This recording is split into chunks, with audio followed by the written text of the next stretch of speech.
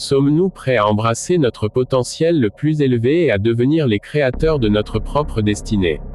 La transcendance chez Nietzsche semble décortiquer cette question, illustrant une réinterprétation du humain.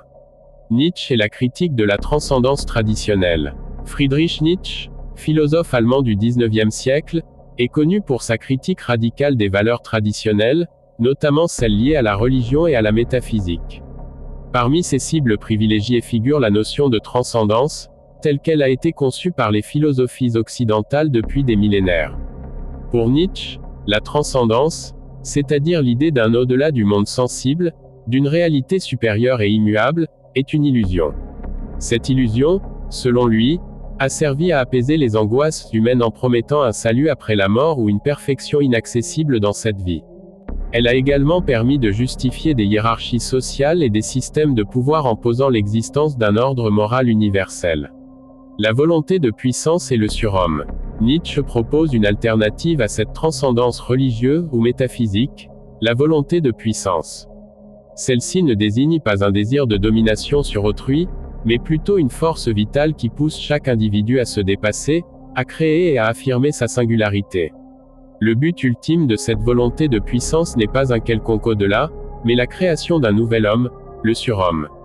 Le surhomme n'est pas un être supérieur dans un sens hiérarchique, mais plutôt un individu qui a su affirmer pleinement sa nature, qui a dépassé les limites de la morale traditionnelle et qui a créé ses propres valeurs.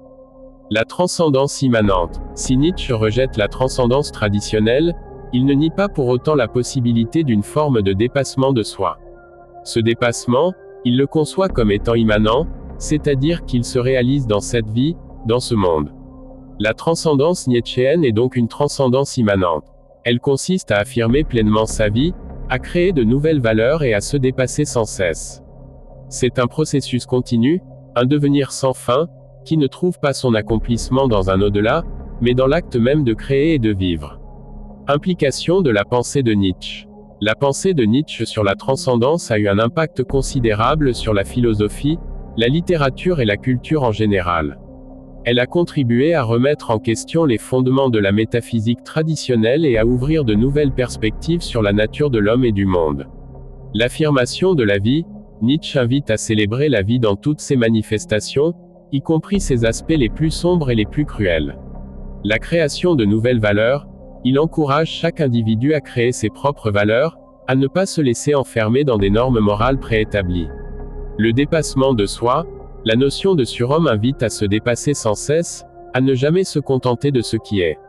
En conclusion, la transcendance chez Nietzsche est une notion complexe et nuancée. En la repensant, Nietzsche offre une alternative radicale aux conceptions traditionnelles de l'au-delà.